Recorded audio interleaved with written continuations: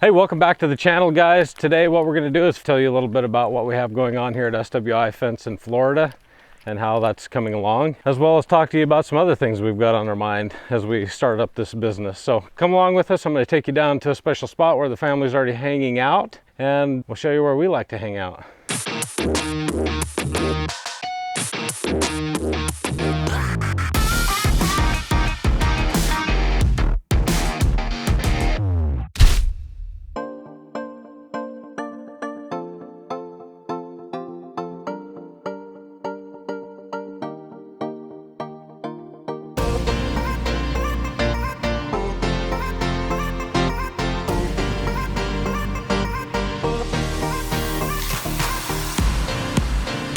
All right, we're gonna stop right here real quick and introduce you to one of our special friends.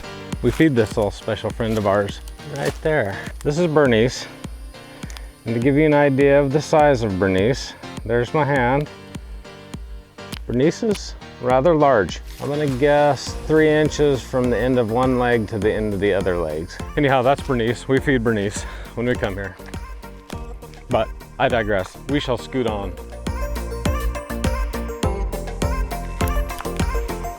So the whole family, we all have scooters.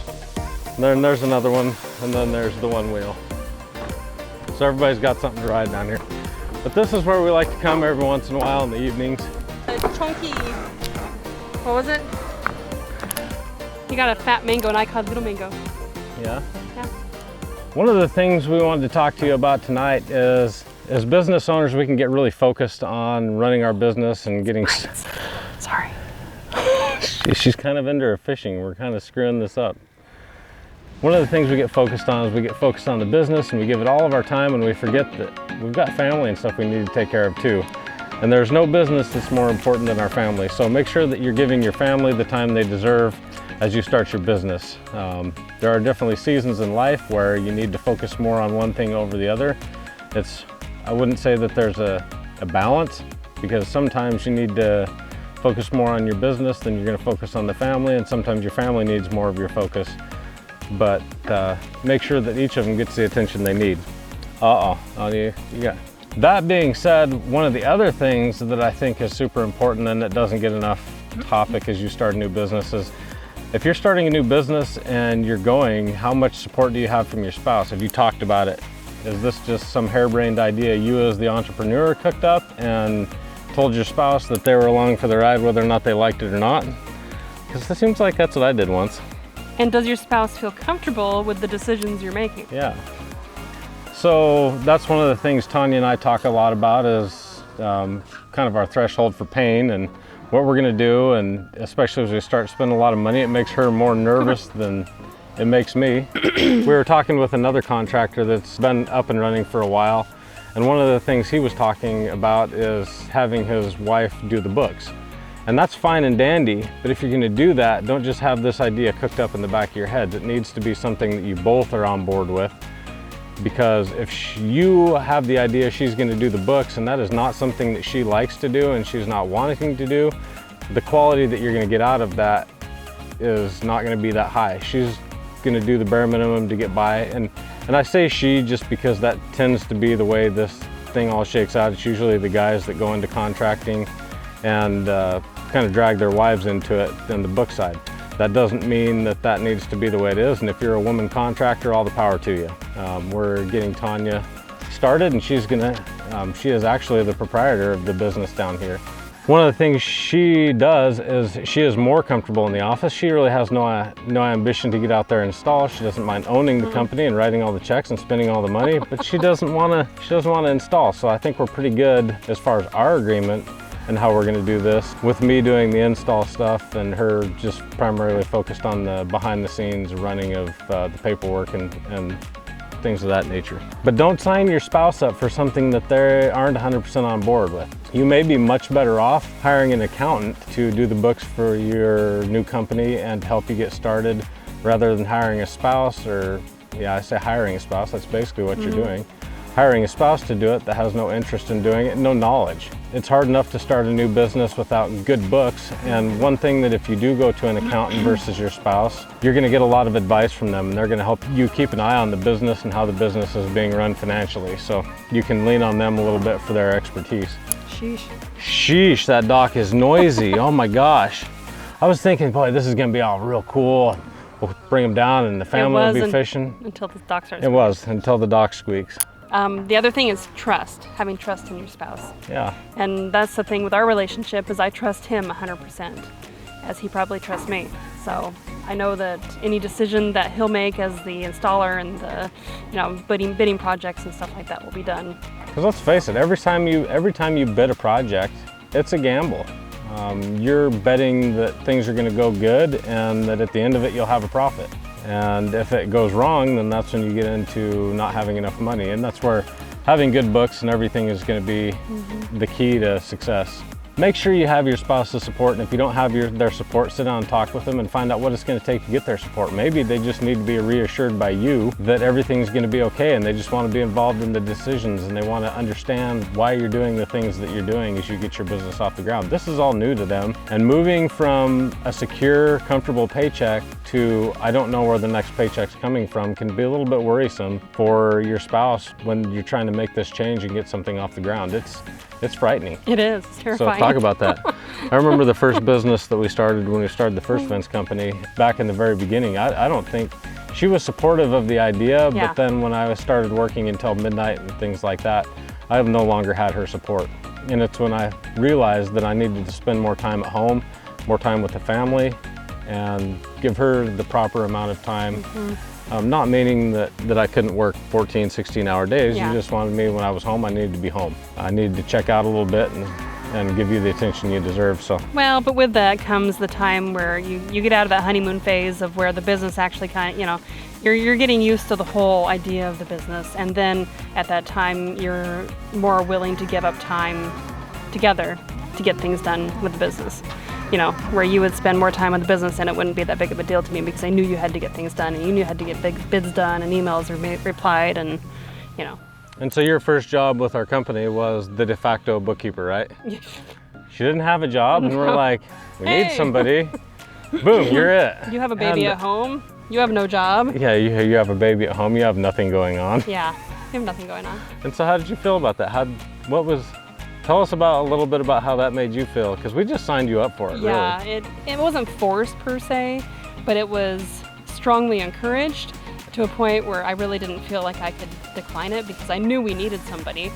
And we were at a point where it was hard to find somebody outside of the family. So I felt obligated, I guess. And what was your training to do this job? None, absolutely. Your training was you're married to me. Yeah, Boom, I didn't know what an expense was. I didn't know what a debit or a credit didn't know anything. No, we screwed all kinds of stuff up. Yeah. If you can imagine it back in the beginning, not of this company, but Olson Fencing. If you watch that story elsewhere on the channel, she was involved in all that, and that's one of the reasons that we failed is because instead of going to an accountant and having them help us with our bookkeeping to begin with and get us started off on the right track, we just winged it.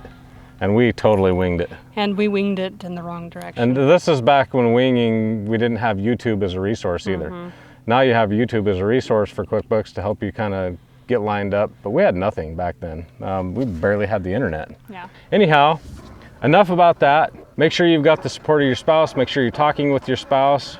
Make sure that if you're going to sign them up for a job, that they are on board with being signed up for that job and happy to do so. And if they need the training, get them training so that they can succeed in the role that you're putting them in. But we'll take you inside and we'll show you some of the other things we've been working on. Haven't installed any fence yet. And luckily we didn't spend a whole lot of money this week, so I don't think there's any real reason to take you over the balance sheet, but we do have some stuff that, hey, we'll get your opinion on it, show you what we're thinking. It seems like in the culture we live in today that people use it as a badge of honor that they work 24 hours a day and never get any sleep, but really all you're doing is setting yourself up for failure if you don't spend proper time maintaining your mental health. And nobody, I don't care who you are, can have good mental health if you're not giving yourself enough time to do the things that you really enjoy. Because I enjoy running a business, I enjoy being a part of this business, but I don't want to do that all day, every day. If you do, then you're built differently than me. Chances are you've got a spouse at home that wants you to spend a little bit more time doing some of those other things. So take the time you need to focus on you and your family as you bring them along for this ride of you starting your business and growing your business, because the whole thing's stressful enough. Make sure you get a little bit of mental health time to really enjoy the process. Doesn't mean you got to spend a lot of money. We're down here fishing. That doesn't cost a ton of money, and this is just a block from our house, block or 2 blocks from our house. We're not spending a lot of money to do this, but we get a lot of enjoyment out of it, and my family understands that I appreciate them and I'm willing to spend time with them, and they are important as well as the business in our life. Oh, hang on. What do we got? We got a fish. Dude, this is a freaking keeper and a half right there. I caught one that big.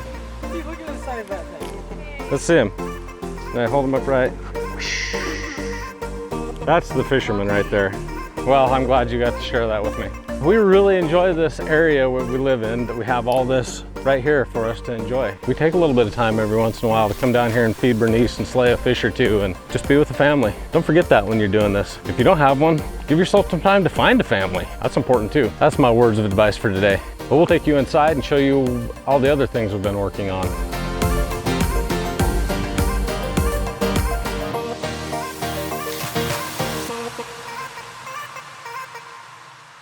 You know what I forgot to tell you is that we did actually spend some money this week. We are going to buy an MT85 to help us dig holes, and now I have to come up with $23,000 to pay Ken from Forever Fence and Rail for his used MT85.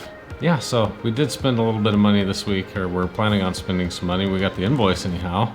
And looking at buying a little beaver for something that's smaller and lighter to dig holes. I know a lot of people in Florida doing everything by hand, but there's still tree roots and stuff like that. So I still think it's going to be a huge benefit to be able to dig some holes using a powered source. So we're preparing for that. The nice thing about the MT85 is it can help us load dirt, it can help us load things on and off of trailers, and we're looking at getting a trailer as one of our other pieces of essential equipment, and then hopefully something to offload materials at the new warehouse. So we've got a couple lines on something. I don't know if we'll get a forklift. I'm looking at a JCB loader, so really not sure what we're gonna do there yet, but we've got a couple different lines on things. So we've got a lot of money to spend, and I'm still not exactly ready to tell you how we're funding all this, other than to say it's probably not really super conventional.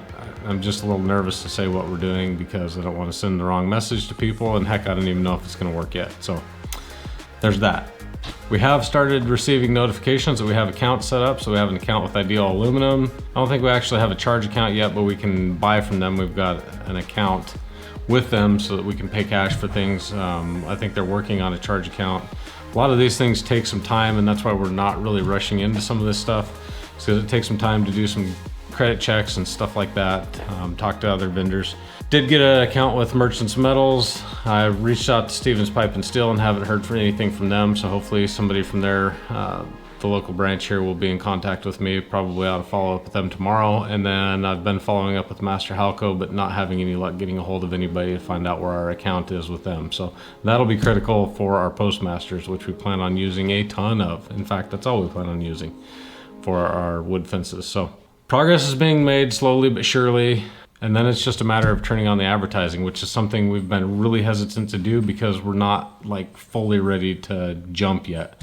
So we get to spend a little bit of money and we spend a little bit of time, but when we're ready to turn that on, I think that's going to be one of the easier things to do is generate leads and work. So in fact, we already have some vinyl that'll be headed to us from Wyoming if we can't find some local here. So we've got vinyl sourced, wood can be bought at Lowe's, and we've got our aluminum. So have most everything covered, and chain link as well.